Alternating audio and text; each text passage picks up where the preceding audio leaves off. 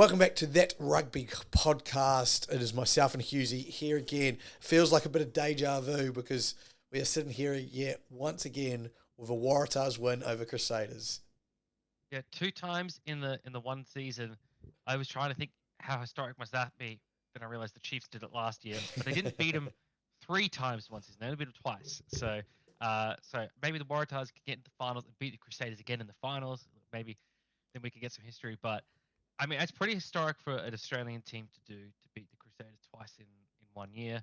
I think it's historic for any team to do. I think the Chiefs last year they made it to the finals. So that means the Waratahs are definitely making it to the finals this year. So, it's 10 years on from 2014. Like, all the signs are there, my friend. All the signs are there. The signs are pointing you in that direction. I like it. Exactly right. Exactly. It was one of the best games of rugby I've watched in a while. I will say it was so entertaining, minute to minute. Sevu Reece was just on another level. He's got to be in the starting All Black side this year. Like, he was a one man band. He was dragging that team along in his wake. Like, he was literally making that Crusaders team a threat the whole game. Um, and then I think from the Waratahs, it was a united pack effort. Like, everyone played and stepped up well, minimizing errors, just running hard and really being pretty brutal in the game as well. Then for it to go to Golden Point, and then for Will Harrison to nail that field goal coming back after his long stint injury, just storybook type stuff. Excellent game, and just, yeah, edge of your seat stuff the whole way. So yeah, one of one of the great games of Super Rugby that's been played this season. And in fact, I think we're going to have to probably eat our words a little bit, because we said last week how much we hated the bye weeks and how none of the games were good, and then we had one of the best weekends of Super Rugby in terms of the games that were played this weekend. And it's like the universe heard the podcast last week and was like, you know what, we're gonna show these idiots how I good a bye round can be. I want to apologise for absolutely nothing, Cusey, because tell me this. Imagine if the Blues had played like the Drua in Fiji, Yeah. and then the Force hosted the Brumbies, and we had a great full weekend of rugby. So that let's not try and escape that we could have just had a full week of rugby of full great games. Like 100. I don't disagree with you. I guess what I'm saying is that we when ripped we the said games that that happened last week, yeah, especially yeah, just saying that none of the we said that there was going to be one good game this week, which was going to be the Hurricanes and the Chiefs, and we were wrong. There were four good games this week. I actually So think we put a few asterisks by the end of our conversation last time, because we were like, well, no one knows what the Rebels and Waratahs are going to yeah, deliver. The Rebels and Highlanders both needed a win to keep their finals hopes alive that we kind of discussed. And then Moana Pasifika Reds, we kind of said if the Reds were any good and going to show that they were good, they'd do a job, and they didn't. So I think we got proven wrong by those teams that we didn't well, yeah. expect much See, from. the thing with the Reds is that their name is the Reds, and so they must think that red cards are a good thing. Because why else would you get two of them? You know? My favourite thing, I think it's Ryan Smith said a quote, and it was like all that they had discussed training wise for the week leading up to Moana Pacific is about how violent the game's going to be. And Yeah. the top comment on the Instagram post was, I think they took that too literate. Like, Yeah. just going out there hitting red cards. Like, yeah, Reds implode. It was a massive, because I looked at the stats afterwards and I go, Reds shouldn't have lost that game. Like, that discipline errors that cost them that game. And I know, saw some comments about how they think it was rigged, like it shouldn't have been red cards. When you do a swinging arm with a fist, even if it's a soft number 9 hitting a big forward, you leave yourself up to being red carded. Like, you close the fist, you've come in with a swinging arm. That's Tate McDermott. Same goes for McWright. McWright never dipped. It was poor tackle technique, which you'd argue he's one of the best tacklers in the comp. So he knows better than that. It's just a discipline. It was one of those ones of Frank Lamani, as we said, reckless. I don't think McWright ever goes with intent to hurt anyone. It's just reckless, got it wrong, Exactly. especially being the player he is. But yeah, look, I just wanted to mention quickly, when the Waratahs, 2 wins, if they weren't to win another game all season, let's just say, that happened, to say your 2 wins all season are against the 12-time Super Rugby champions, you would just be like, what? bad. It's Yeah. you'd sit there at the end of the season and be like, it's a bit disappointing, but not bad. Not the worst season we could have had. Yeah, and look, there's definitely opportunities for the Waratahs, the rest of the season. I mean, the Chiefs just lost, and then the Waratahs have got a bye week this week. The Chiefs have got one as well, but then the Waratahs host them at home. If they could show up the way they did against the Crusaders, they could make a contest of that. Hosting the Brumbies, Brumbies are not immortal this year. They're definitely vulnerable, and they host the Reds at the end of the season as well. And we've just seen the Reds have a brain explosion as well. Travel to Perth, that's a very winnable game as well. So the Waratahs have got chances the rest of the way to sneak into the finals. At the end, I just don't. I've just, yeah, I think they might miss out by a game, which would be disappointing. But I could see it happening. Yeah, and let's run through. So, before this week happened, we had the strength of schedules got kind of released. So, their strength so far, the Blues had the easiest schedule. So they were the easiest schedule. Then it went Brumbies, Chiefs, Drua, Hurricanes, Rebels, Waratahs in 6, Pasifika 5, Reds 4, Highlanders 3, Crusaders and Force 2 and 1, and that makes sense as they're the bottom two teams, probably facing the hardest schedule. So when we go the strength of schedule remaining, the Reds are actually, before this week the opposition had a 36.2% win rate. So you would have thought the Reds had a pretty good run in too. So the Waratahs for the first, few weeks, again, as we said, they were 6 harder scheduled. They've got 6 of they sit in the middle again with the easy middle schedule remaining. So there's definitely a chance there. But the big movers and shakers, I think, Reds probably after this implosion drop a little bit, but the Crusaders definitely could move up. The Brumbies are sitting 8, so they've got a 47% win rate for the rest of the year. Their opposition for the rest of the year, so a good chance of them to go for a top 2 spot. Because the Blues and the Hurricanes, Blues have the hardest strength of schedule yet, and the Hurricanes have the 4th hardest, and they play each other at one time. So if the Brumbies can keep on winning, there's easily a top 2 spot, and we know how hard it is I know as a Hurricanes fan how hard it is to go to Canberra and win. So we sit here for a moment, and as I think the rugby column posted, the Australian teams are at a 41% win rate against New Zealand teams this year, which is their best in a long time. And so we're in this golden moment where, as we just saw Moana Pasifika beat the Reds, no one wins in Fiji. Australian teams beating New Zealand teams. Now, I know it's a down year for New Zealand teams because of the World Cup exodus, but still, this is what we want from a competitive tournament, is anyone on their day should be able to beat anyone. And I feel like we're getting there week by week, day by day, game by game. Well, I want to talk a bit about the Rebels game. I think we haven't mentioned that one enough against the Highlanders, and what a fantastic performance that was from the Rebels. I think they've sort of put it a little bit better together. Lineout was still horrible. They needed another goal kicker, like Carter Gordon isn't a goal kicker, but really well executed game from the Rebels. Darby Lancaster was phenomenal in that game. 3 tries in that game and some excellent running. But the most impressive player in that game for me was Andrew Kellaway. Come back from injury. People thinking maybe he's come back a week too early, but his support work was fantastic. The way he just transformed the attack by being in the spot that he needed to be as fullback cannot be overstated. And I think that's really what's going to set him as the Wallabies, cement him as the Wallabies fullback. If I'm Joe Schmidt, that's who I'm earmarking as my Wallabies fullback.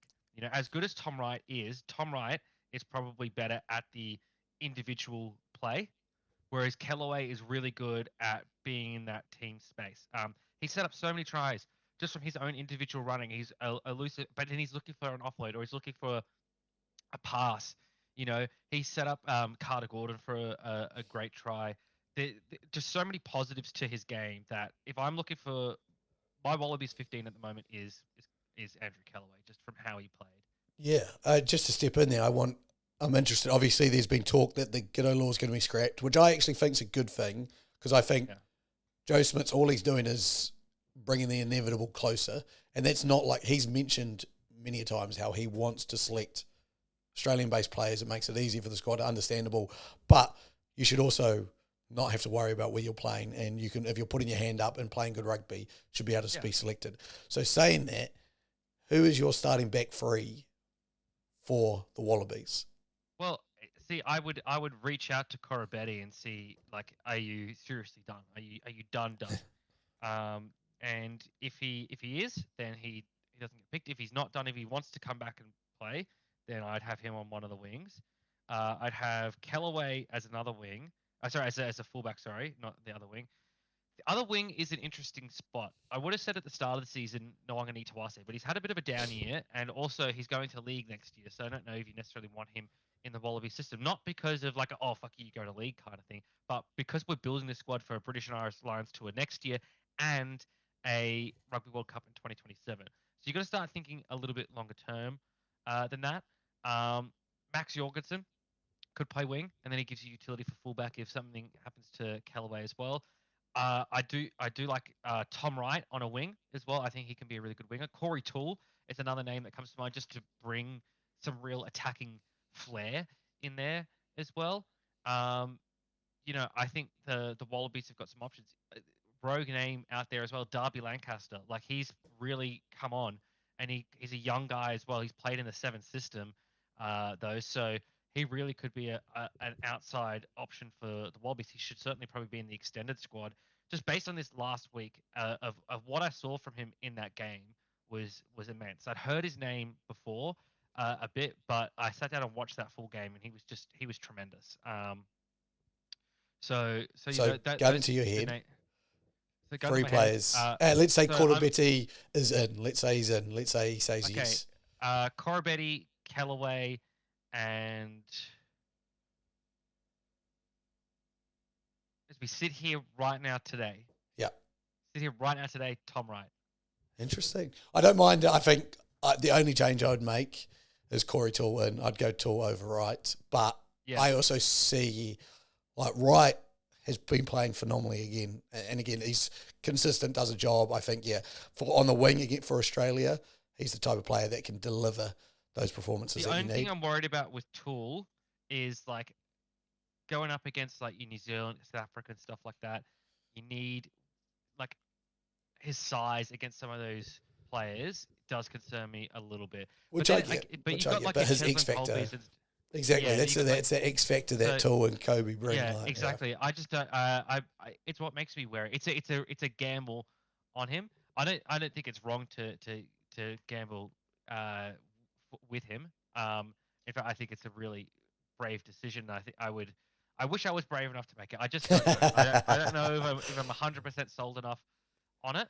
yeah, Um, but I think look, if you've got Corabetti there, he does enough defensively that I'd be okay with um Corey Toole there as well. So like, but him and Tom Wright, it's like yeah, it's like it could go either way. For me.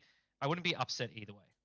yeah. And I mean, as we speak here, even say either one, but if you go, let's say Toole and Corbett and Callaway, you've got three of probably the fittest blokes. You know, a sevens player, Yeah, Corbetti's a freak, and Callaway gets through a mountain of work as well. And again, it was interesting hearing David Campese speak at the Hong Kong Sevens. I don't know if you've seen that clip. It's gone a bit viral as he said he's been blacklisted from Australian rugby, but we won't get too deep into that. But he did mention Australia has struggled with a bit of their identity. And you remember back into those teams again when he was playing, how much Australian flair that backline had, you know, the Horans, and then even going all the way through, you had the Mortlocks, you know, Takiri, Sailor, you had Australian backline flair. And I think that I'd look back and I go, you have missed that. And you were building it, I think, with Rennie, and I remember that try vividly against France, where the 100-metre Fekete try, and I go, there is a bit of that. Like, I don't fear an Australian backline. And I haven't feared one since you go back to like the Adam Ashley Coopers, you know, the Giddos in the team and stuff like that. And I go, there is a chance here, I think, with an X factor like Toole, with even if Cotabiti's not there, some of these players that you can go back to playing that flair type rugby. And I'm interested to see kind of again how they select it. But yeah. My bigger question for you, and I didn't know that this was necessarily a question. I think there was going to be a bigger question about who's the 10 for the Wallabies, but I think that there's enough good candidates out there now that the Wallabies 10 is alright. Who do you think is going to be the starting 9 for the Wallabies? Oh, that's a good question. I would have said pre this take McDermott, but again, and this is not his red card affecting the situation. It's more the Reds' form over the past 4 weeks. You know, you don't start 3-0 and then lose 4 on the trot without having something going wrong. It's hard. That is depending. If, let's say the Brumbies run out winners, I just about go, what good is coming out of the Brumbies? And I go, if Ryan Lonergan's the captain, it's an out there call, and I understand it because I think you've got obviously some decent halfbacks. But I go, if the man keeps putting his hand up and he leads the Brumbies to a really good season, I go Ryan Lonergan. If I'm selecting the team right here, right now, I'm going to take McDermott as my first 9. But yeah, it's a good question because there are like I think that's a bigger question. I think it's a bigger question mark right now. 100%. Like I agree. I'm sitting there like, who's going to be my starting 10? I'm probably just going Noah Lolesio. He's the most in form at the moment. Who's my bench 10? Probably Carter Gordon. Like he's probably in silver medal for that. But then I look at halfback and I'm like, well, I don't think Jake Gordon is a international level player. I think he's a good rugby player. Go wrong when he puts on that gold jersey. Yeah. When he just something just seems to go wrong. Then Nick White's out in Perth and stuff's just not going right for the Western Force, right? I don't even know who the Rebels starting 9 is. They change every week, but yeah. Yeah. So then you're really between McDermott and Lonergan. Yeah. You are, and I the more and more I think about it, I go, just how you've said it as well. If you're going Noah Lolesio, you'd probably put him in with Lonergan. And again, I don't know who the better player is, but even if it's situation-wise, that Lonergan's in the better position, and, again, the Brumbies are doing what the Brumbies do, and they just find ways to win, then you can't go past them. If you have him as the starting 9-10 and then have McDermott and Carter Gordon off the bench is not a bad call either. 100%. A bit of spark off the bench is always good. Two young running halves, like just what you need. Get them to finish off the game while everyone's buggered. Talking about running halves and halves that don't run too much, I just wanted to touch base on the European rugby situation that they've got going on.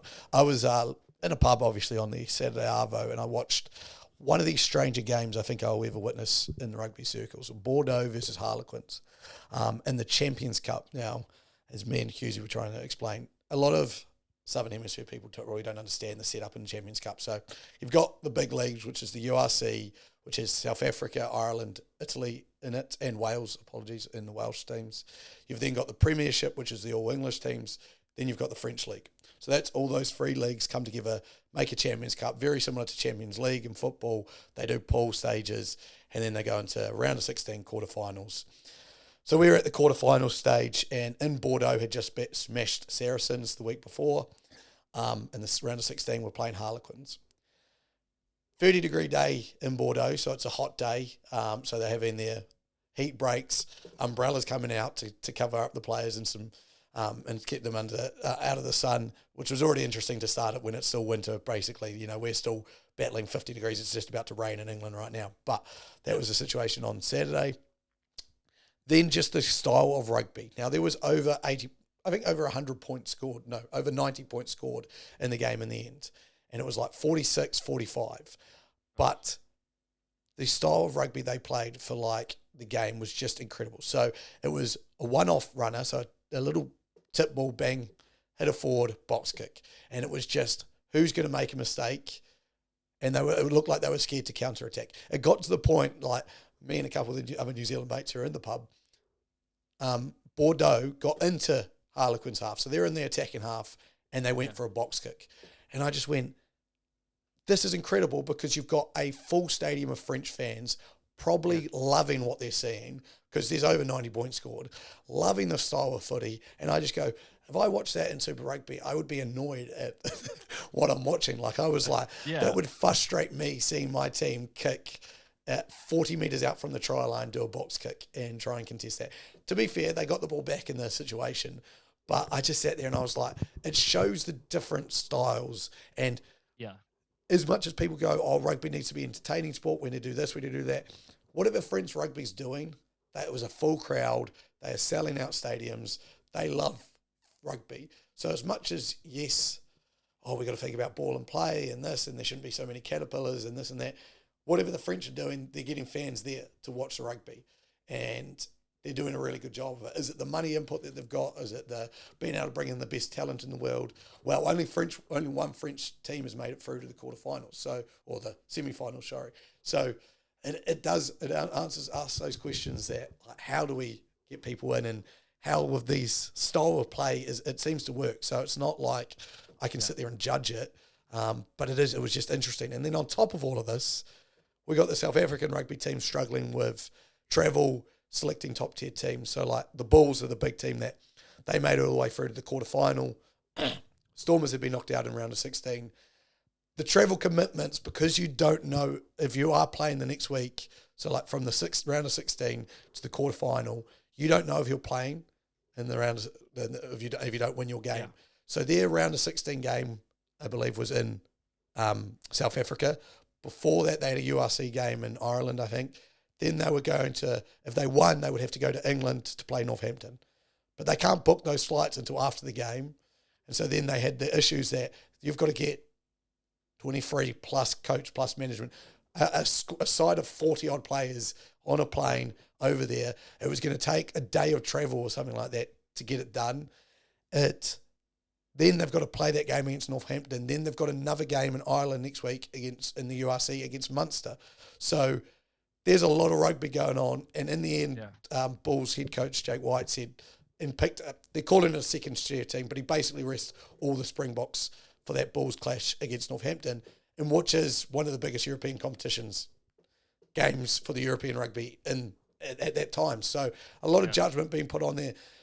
As much as I can sit here and go, look, well, South African rugby, come back to Super Rugby, there is a lot of those things that probably don't get thought about now that are getting thought about. Oh, yeah, same time zone. Oh, yeah, it works. But the flight commitments, there's still a lot of flying that needs to be done, things like that. It just opened my eyes with being like, gosh, an interesting competition, but there's a lot going on behind the scenes. Yeah, look, as I actually had experienced stuff like this from esports where, teams wouldn't know if they were going to the World Championship until like a month beforehand, and then or a month and a half beforehand, and then having to book those flights, but then they also want to go over and train and things like that, and it makes it difficult because then you're buying these flights on short notice. You're also having to coordinate people from different cities and things like that. It is really difficult and really tricky. So that's on a much smaller scale. Like a team of players would be like 5 instead of and there's maybe one coach and no support staff. So then trying to do that on a much bigger scale, as you said, minimum of 23 players, probably more than that if you have some extra reserve, coaches, management, support staff, et cetera, et cetera. It's a huge logistical undertaking. But where South Africa doesn't have to deal with challenges like that, and that's in Super Rugby. Because we don't have this second Championship Cup going on, so you don't need to worry about it. So if they were just in Super Rugby, it wouldn't be as much of an issue. But in all seriousness, I think it just highlights a problem with South Africa in general, that they are just pretty isolated in the rugby world. There's no one that plays in their level of competition anywhere close to them. It's just whether you go north or east, really. Mm-hmm. So yeah, it sucks for them, but it's sort of they have to deal with those challenges one way or another. And the fact that it's I think when you're in one competition, those challenges are easier because you can sort of you have the schedule for the full season, and then when finals time rolls around, you've got a bit of an easier time of it. You might have 1 or 2 weeks, where you might need to find out if you get through to the next round, where you need to book a flight on short notice or something, yada yada yada. Yeah, look, it's just tough being in the South African teams. It's really tough for them. I do have sympathy for them, but because they want to play rugby at a top level, and yeah, it's rough. Yeah, and it's interesting. No, obviously, none of the South African teams made it through to the semi-finals, so it is obviously weighing a bit down. And I think the ties Let me check. I think the highest South African team in the URC currently is fourth, I want to say. So it's not like they're excelling. Here we go. Let me bring it up. No, they're third. The Bulls are third with a game against the fourth place Munster this week. So there's a lot on the line, and with that, and saying, yeah, as you're saying, it's never easy, and they're not. I think the perception of South African rugby probably is taking a little bit of a hit just because, as we see from their World Cup wins, you expect South African rugby to be good, but there's a lot more to it than just the results that you're seeing on the page. So, yeah, interesting time. Will be interesting to see how they go forward. It will be even more interesting if there's a Club World Cup that comes about in 2028, how that revolves around South African rugby, how they pencil that in, how they make sure that those flights are going to work. Like, I'm going to do a video on this, probably go out next Sunday, because one of the Exeter coach came out and said a really good thing. Is he said, if World Rugby can show us that this is going to make money, this is going to grow the sport, this is how we're going to do it, this is the funds that we expect and costs in this, perfect, let's go for it. Why not? If they just go ahead and said, we should try this because we think it's going to work, it could push teams back lots of funds and lots of years back into hibernation just about, because if you're spending $2+ million to get this competition, to get to this competition, and you don't do well and you don't actually see those funds come back, England rugby's already at a tipping point with some of their teams. So it's like, how does that work? How do we see that working? Very interesting time. Yeah. Well, it's speaking of bringing the South African Super Rugby teams back, might be that there's not any room for South African Super Rugby teams to come back because there has been an article out there on Rugby Pass about merging the Japan League One with Super Rugby to form a 24-team competition. Now, just based on the conversation we were just having then, another thought came to me as well, where what if we had a four? What if we did bring in South Africa and Japan into the competition, where we only bring 6 Japanese teams in? So then we have that 24-team competition: 6 South African teams, 6 Japanese, 6 Aussie, 6 New Zealand. 4 conferences similar to as 4 divisions similar to an NFL conference. Top team in each division gets a spot in the playoffs, and then the next 4 top teams based on standings at the end of the season. Something like that. And then, how do you determine which Japanese teams get in? Maybe there's some discussions to be had about that.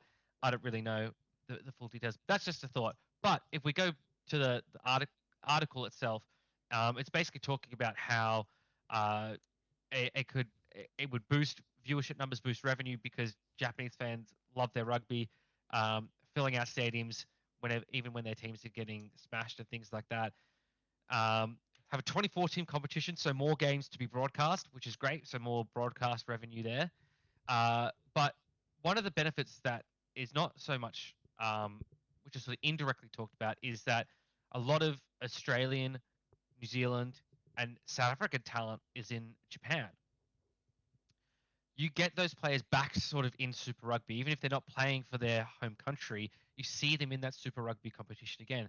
So maybe that can lower some of the barriers for picking international players. Like, these players are still playing in Super Rugby competition, so therefore they don't count as an international player for the purposes of something like the Giddo law, which would be great. And then that encourages those players to rather than go to France, to go to Japan, and they can make their money in Japan and still be eligible for Wallabies All Blacks selection. So that way the competition still is of a really high level and standard, because players can, those top players are in those locations. Look, I'd love to see it. I'd love to see the expansion. One thing we talked about the bye week, which we're both unapologetic for, is that the low number of games is just horrendous. It's not fun at all. Like, you look at the NRL, right? They run a Thursday night game, 2 Friday night games, 3 Saturday games, and 2 Sunday games, right? That 8 games a week. That is a huge slate of games. And you think what Super Rugby could do with that, and then you've got these different time zones, so you can service these different time zones by playing the games at different times. You know, let's say you had 2 Friday night games, 4 Saturday games, 4 Sunday games.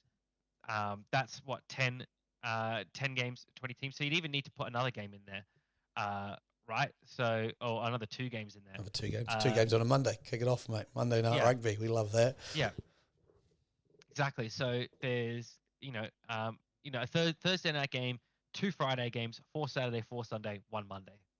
There you go. You get a full spread of games. You can work out the schedule so that a team that plays on Thursday doesn't play on Monday.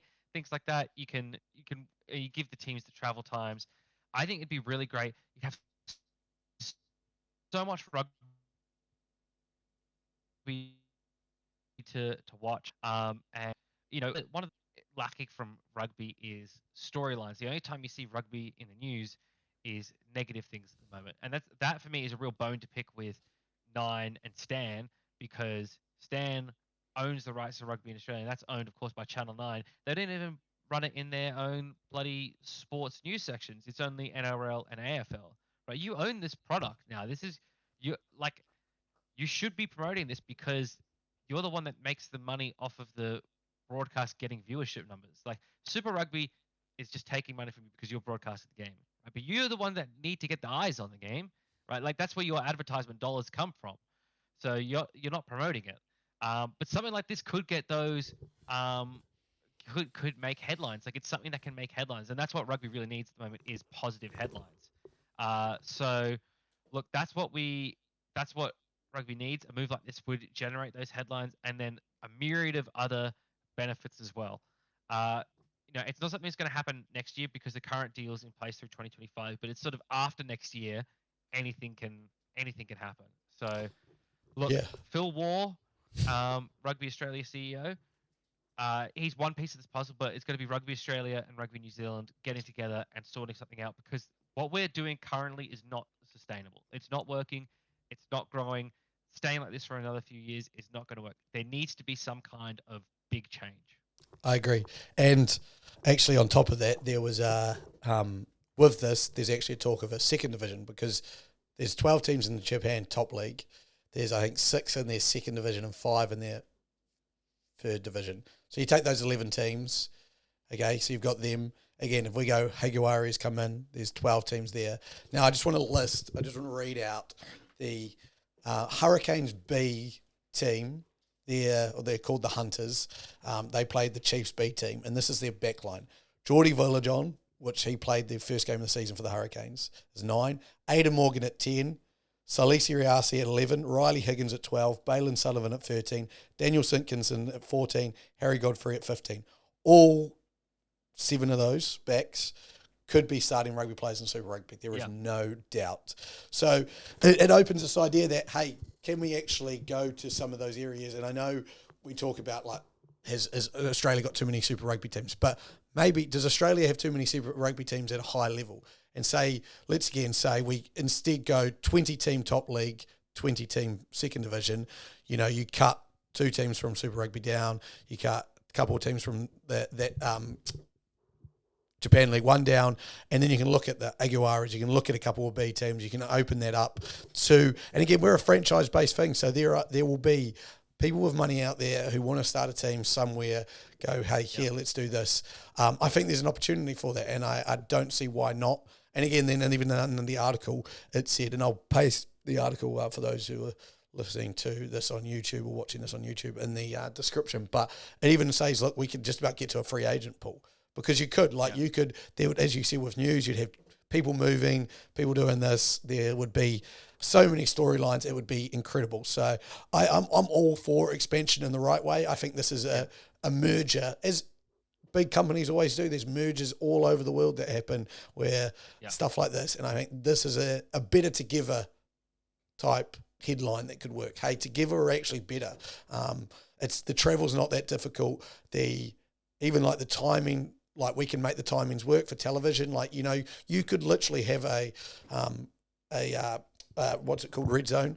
You could have a rugby zone on a Saturday with like 6 or 7 games and run them from midday Fiji, where there's the Fijian Drua kicking off their game, all the way till late at night. It could work something like that.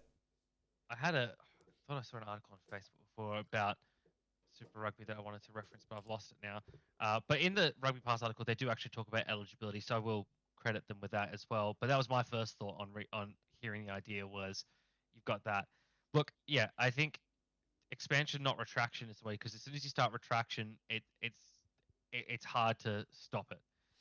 That's why I'm glad to hear that there's potentially a saving grace for the Rebels to not have to exit the competition. I think that would be bad for the competition. I think the Rebels this year showing up. I mean, they're in the top 4 at the moment. And They've won just to 5 step games. quickly, sorry, just to back up my idea, as you've just said, someone's willing as a private equity to save the Rebels with 20 million in debt. Someone will start another rugby club up somewhere and be able to make money from it. Like, well, they're keen to do it. There's an opportunity there. Sorry, continue. I just had it was brilliant from you because I was like, that's actually what I was thinking of as well. That's made me why I've gone into this Rebels chat now. You know, look, they've won 5 games this year. That's enough last year to get them into the finals, right? Moana Pasifika have won 3 games this year. They're 2 games away, potentially 2 wins away, potentially from making the finals, right? Like Super Rugby this year, because the Crusaders aren't dominating everyone like the way that they usually do, it's opened up the competition a lot more. So there's opportunities for teams to come in and make something of themselves to make the competition interesting. You combine that with some extra teams from Japan. You know, like the Rebels played some preseason games in Japan, right? That got great numbers out in Japan.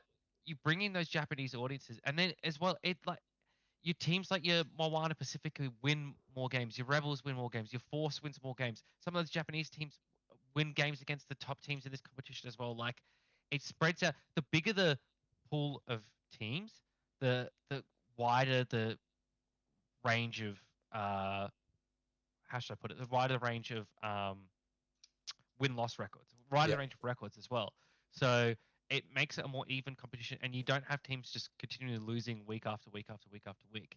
I think I think it's a great idea. And Super Rugby needs a big idea. Super Rugby needs something big to get it back into the public domain again. And yeah, look, it's going to take not only just a big idea, but also uh, hello. It's also going to take Australian media to stand up and take notice of it. And what's going to make that happen is a big change. So yeah, I am all for the idea, and so is this cat. Yeah, I couldn't agree more. I just think, I think if they're not having those discussions, at least a European Cup style competition with some way that these 2 leagues work together, we're just we're not moving the right way. But yeah. 100%. Look, we've got one more bye week, and we, again, as we say, we won't apologise for anything we've said earlier about bye weeks because they suck, and we should have 6 games at least. But one more bye week. If we can get another week like we just had, I think the momentum will hold high rather than drop as it did in that first bye week. If we look at the games this week, we've got some really important games for a bunch of different teams here. So first game is Drua versus Hurricanes. Right? And Fiji. Can the Hurricanes keep their undefeated streak going? Can Fiji make their way back to 500? A record of 4-4. It's a big one. Reds at Highlanders. Both their seasons sort of on the line here a little bit, especially the Highlanders, but the Reds as well needing to right the ship.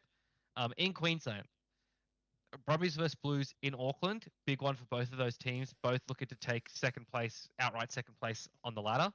Oh, the wooden spoon battle. Exactly. 11v12, Force v Crusaders in Perth, right? This is it. Come on, Force. Put the nail in the coffin. The Waratahs did their part, damn it, right? The Waratahs did their part. Twice. We've done it twice this season, all right? It's now time for the Western Force to step up and show that they belong in the club as well. And let's put the Crusaders at sole last spot. Come on. It's what we need. What everyone needs. Imagine that. That would be scenes. I love that. Yeah, look, so some big games. Hopefully we get some good footy from that and a good back end of the season. Some tough matchups still to go. For now, thank you for joining us. I've been Luke. That has been Hughesy. We are That Rugby Podcast. We will talk to you again. Same time, same place next time. Goodbye. Peace.